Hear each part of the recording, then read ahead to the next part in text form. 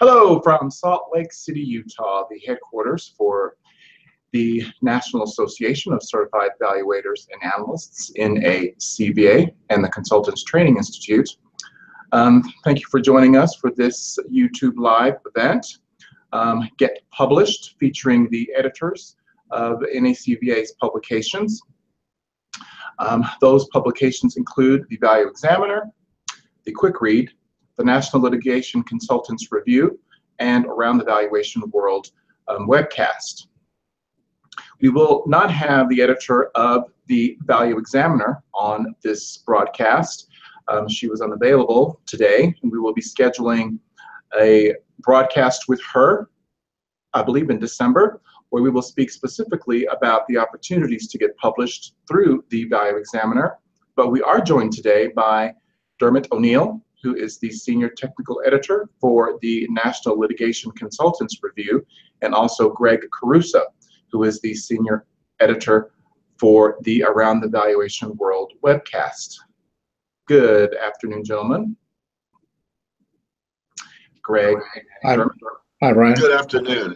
Hi. I had to turn the mic back on. Okay. Thanks for doing that. So we'll start with the National Litigation Consultants Review, which is a journal published specifically to cover topics relating to financial litigation. And Dermot's here for that. Dermot, do you want to take a couple minutes and tell us about the journal, the types of articles we're looking for, and the requirements to be published? Sure, that'd be great, Brian. As Brian indicated, the publication, the NLCR we call it, is a publication which is devoted to the litigation aspects of our profession. It's a journal that's been around for a while. It was created by an attorney called Jeff Salinas, who was from New Orleans. And Jeff was one of the early adopters of education for financial experts in litigation. Looking back, I actually took one of his courses, one of his early courses back in 1980 in Atlanta. Jeff started the publication sometime in the 80s. In the 90s, Jeff sold it to Harcourt Brace Jovanovich. They didn't have any editors that really knew about litigation, so they had engaged a fellow named Jim Atkins, who's one of our fellow practitioners. And Jim was the editor while it was at Harcourt Brace. And then in the late 90s, Jim acquired the NLCR. He started a firm called the National Litigation Consultants Review, LLC. And in 2009, NACVA adopted, if you will, or acquired the publication. It's a publication with a long history. We have authors, such names you will be familiar with. Nancy Fannin was an author. She was on the editorial advisory board.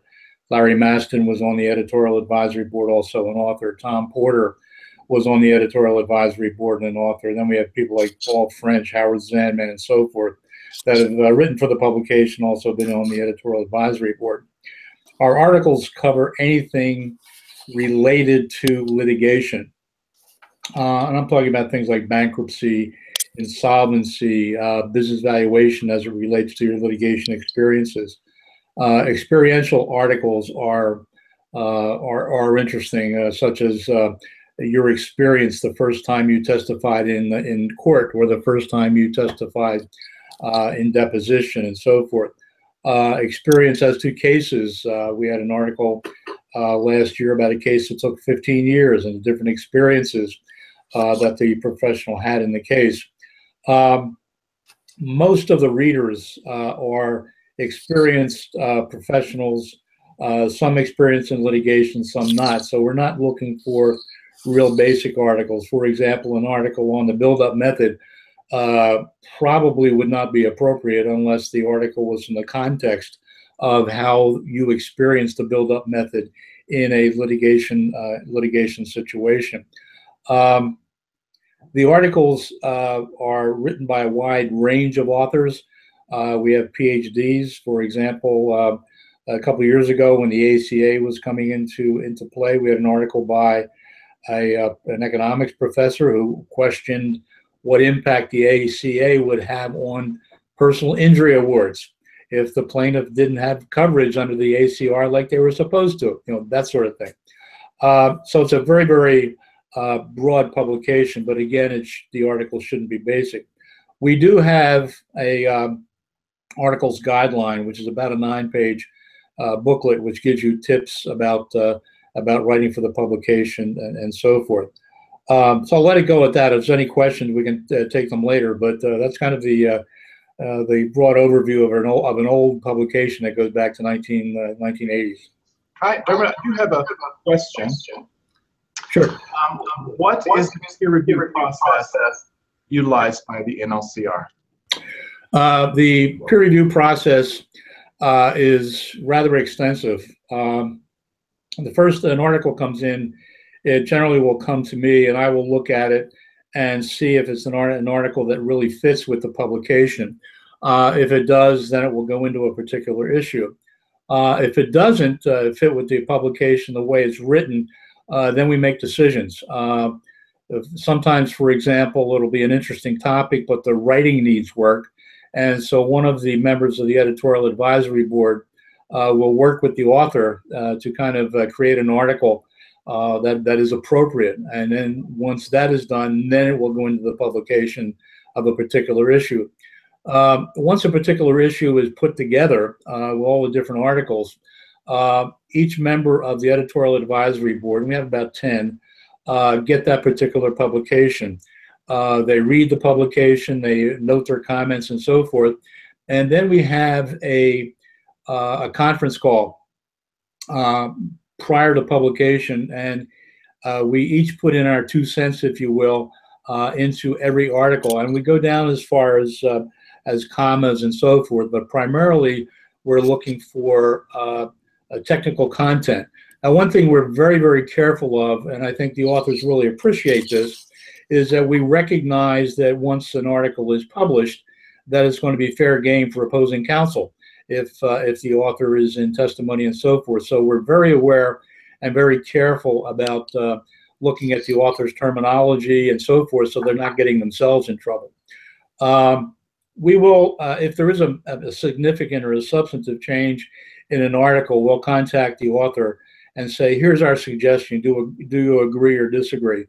And 9 times out of 10, the authors agree. The one story that I remember from probably about 2010 or 2011, where the author wrote an article about simplifying expert reports. And at the end, he said, remember, keep it simple, stupid. And as the editor, I was not the editor at the time, called him up and said, let's just change this to remember the KISS theory. And the author absolutely refused. He said, no. And the editor said, I'm not calling our readers stupid. So that article never got into the publication. So we do have a rather involved and thorough evaluation process before something makes it. You can rest assured that if an article makes it into the NLCR, it's been reviewed by experts and people who are attorneys, fraud investigators. We have the gamut of professionals in the editorial advisory review board. Thank you for that. I do see that you were joined by Deremigis, who is the editor of our Quick Read. In fact, thank you for joining us, John. Happy to be here. Yeah. So, Quick Read is a publication of the NACVA that comes out weekly. It is delivered electronically directly into your email box.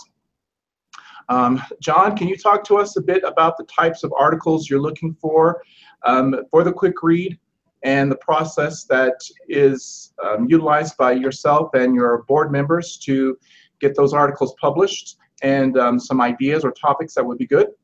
Yes. To begin, Quick Read, as Brian indicated, is a weekly online publication. 2 articles are published weekly in a variety of areas that appeal to the business valuation community, including litigation, fraud, forensic accounting or forensics, expert witness, mergers and acquisitions. And the process is, it's rather simple. If you are interested in writing an article, you would submit it to Quick Read. The article usually runs or should run in the vicinity of 1,500 to 2,000 words, which is approximately 3 to 4 to 5 pages. If an article is long, for instance, like 8 pages and consists of 4,000 words, we would publish it in 2 parts. The process is as follows. We review the article in-house, and then it goes to a technical reviewer. The technical reviewer does not change the content, but he examines the content to be sure that it follows the guidelines of our policies. At the end of the technical review, it's edited by a editor in-house for, again, not changing the content, but just being sure that commas and words are properly placed. At that point, the article is sent back to the author for any suggestions, recommended changes, and of course, providing us with a correct attribution and permission if the article was published elsewhere and it is not owned by the author. Quick Read has an editorial board of 12 experts in various areas of our business and covering our community. The board members usually contribute 2 to 3 articles a year. And each year we establish a new board. If there are any questions, I'm happy to answer them. Hello? Okay, I think Brian went somewhere. Oh, okay. Hey there. Yes, my computer crashed. Gotta love it when technology takes over your day. But I'm back. So I assume, John, you talked a bit through the Quick Read. Yes, I did. I covered the guidelines. Okay. Hello. I covered the guidelines, various topics, the process, and how to submit an article. But if there are any questions, I'm very happy to answer. All right. I would say for those of you who are online, the Quick Read is also a blog site. So if you go to quickreadbuzz.com, you will see the archives of all of the articles that have been published through the Quick Read. It is also keyword searchable, so you can find articles that have been previously published on a specific topic on the website as well. That is quickreadbuzz.com. The other editor that we have online with us today is Greg Caruso with Around the Valuation World. Unlike the other publications, Around the Valuation World is a monthly live webcast, which requires a subscription fee for members and non-members. Greg, do you want to talk a bit about the AVW program and how you work with your team of correspondents to get coverage and also topics and guests? Absolutely. As Brian said, Around the Valuation World is a monthly 2-hour webinar. We like to call it the most exciting 2 hours in business valuation each month. And we do our best to live up to it. We have a team of correspondents, and we are looking to add maybe 1 or 2 correspondents at this time. But we have a team of correspondents who do 4 to 12 of the participate every month. We ask that you participate 4 times in a year. And what they do is they pull together either an interview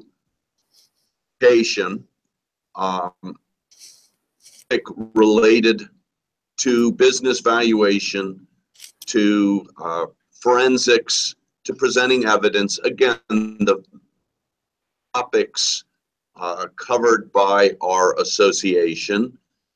We also will sometimes go and cover things that might be considered a little outside the topic, or our direct topics.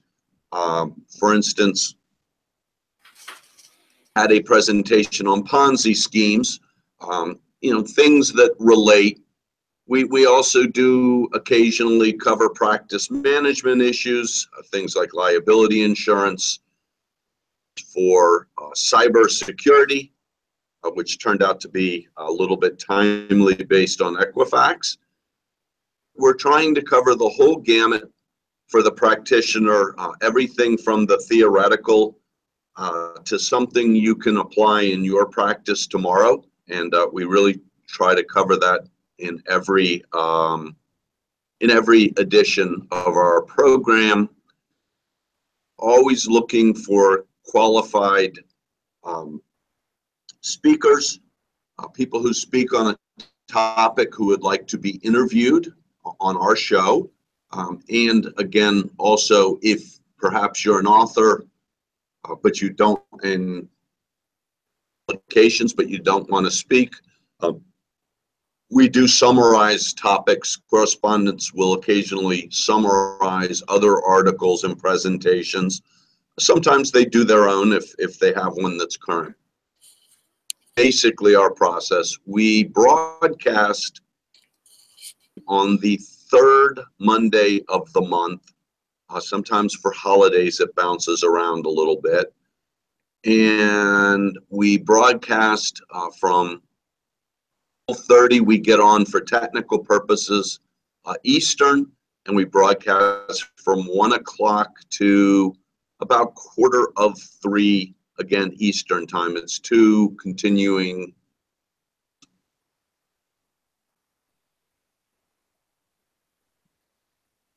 I'm not hearing you, Brian. I was muted. So the purpose, same a few minutes ago. One of the reasons why the association founded the breadth of these publications were obviously to provide technical resources to the profession relating to business valuation, financial litigation, and related specialty areas. But it's also an opportunity for NACVA members and others in the profession who are looking to bolster their credibility in their practice, to do so by getting published through these opportunities to help build your credibility. Particularly with the around the valuation world, as Jeff indicated, we are seeking additional correspondence. And by supporting that particular journal or publication, correspondents receive member benefits, reduction in dues, complimentary continuing education, and are also compensated for the time that they are broadcast on the live series, which is monthly, as Greg indicated. The Around the Valuation World correspondents also receive complimentary registration to our annual conference. We produce during our annual conference, which is held generally every year in June. For 2018, our conference will be in Las Vegas in the month of June. And on the 2 main days of the conference, actually the 3 main days of the conference, we broadcast a 1-hour live Around the Valuation World morning show. And so our goal through all of these journals, publications, is to give you all members and others in the profession an opportunity to bolster your credibility, to beef up your name, your brand as an expert. We hope that you consider getting involved in one or more of these publications. If you visit the NACVA website at nacva.com, across the main navigation bar above the sliding banner, the rotating banners, the publications link, if you hover over it, you will see when the drop-down menu appears, all the publications that are sponsored and produced by the NACVA. You can click those individual links to learn more specific details on getting published in those individual journals. If you're interested in applying to become a correspondent for the Around the Valuation World program, you can email me directly or call me at our headquarters. That is 800-677-2009, or my email, BRIENJ1@NACVA.com. So we'll help field those of you who are interested in applying. Sounds like there's 2 positions open. Greg, are you wanting to fill 2 more positions on AVW? Well, up to 2 positions. Okay. So consider that. Also, the publications Quick Read and Around the Valuation World also provide continuing education CPE credit based on live attendance or having access to the recorded archives for Around the Valuation World. For Quick Read, it would be completing CPE quizzes online for a number of articles published in the Quick Read. So we will have, I got another question here actually for Dermot. Yes. If I write an article that is published in LCR, can I place it on the website? Yes. If you write an article for the NLCR, it can be placed on your website with attribution. In other words, you can paste the article as saying originally published in such and such an issue of the NLCR. John's comments raised some other additional thoughts in my mind when I was listening to John. As far as our pages are concerned, we look for a minimum of 1,200 words, and that'll take at least that length of time to develop an idea. But we take, since we are digital, we take as many words as you see fit to write. We had an attorney a number of years ago who did an article on the change in the Federal Rules of Evidence 702, and it was about 7,000 words. So we just simply split that into 2 different issues, part 1 and part 2. Part 1 was the old law, part 2 was the new law. We also have, we're acknowledged as an academic publication by Cabell's Directory. So if you're involved at all in academics, this counts towards the AACSB, American Association of Collegiate Schools of Business, certification for your department and your particular university. Most states, I'm assuming most people listening are CPEs, but most states will provide CPE acknowledgement for you writing articles. So that if you write an article for the NLCR, certainly that article would qualify for your CPE for your individual state. Again, it's a matter of CPA statute in each state as to whether or not writing articles qualifies for CPE, but it's something that certainly happens in most states. So I think that answers the question, Brian. Thank you, Dermot. I know we've been saying NLCR quite frequently through our interview, and just to clarify that NLCR is the National Litigation Consultants Review. I have a question for you, John. Yes. Does a submitted article need to be original, or can it be an article that has been previously published? It can be either original or previously published, both. If it's previously published and the author owns the copyright, then it's not a problem at all. If it was previously published by a publisher that requires permission, then the author would secure permission from that source, and it would be cited, attributed accordingly. So, okay. Very good. Hey, Brian, this is Dermot. That would apply to NLCR articles as well. Okay. So that if there was an article published in the NLCR that might be of interest to Quick Read, it can be published in Quick Read, so you get a double hit for the same article. Kill two birds with one stone. Or whatever you do with birds, John.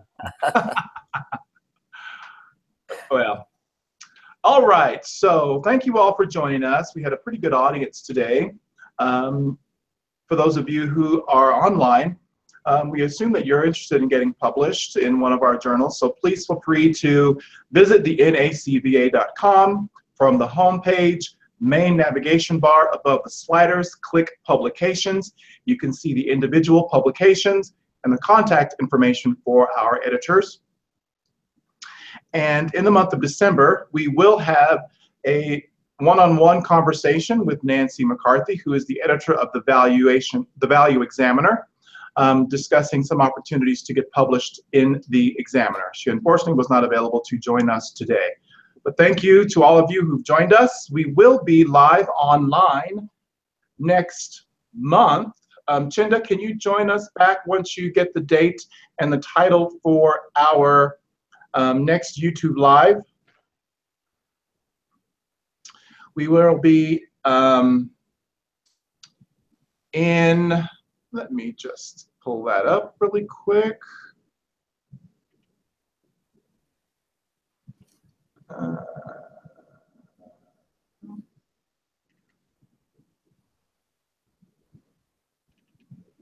Here we go.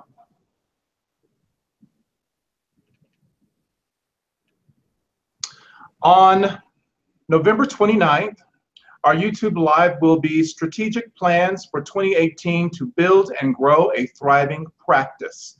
Our three experts will be Colin Brown, speaking about internet marketing, Rod Burkert, who is a CVA member. Many of you probably have taken a course or a session or a webinar with Rod Burkert. He's one of the leading valuation analysts. Rod Burkert will be talking about practice building strategies. Also joining us on the 29th of November will be Lee Fredrickson with Hinge Marketing, a professional services marketing firm, who will be discussing other areas to consider to build your practice, building your brand as an expert, helping you partner to build a business plan, website strategies. All three of these experts who will be joining us on November 29th will be giving their expert advice. So as you begin planning for 2018, you can incorporate some strategies based on their practice, their history, their experience, to help you further grow and build your practice, but to get some thoughts and ideas going for next year. So again, thank you all for joining us, and we hope to see you online live next month on November 29th. Have a great day and happy Halloween.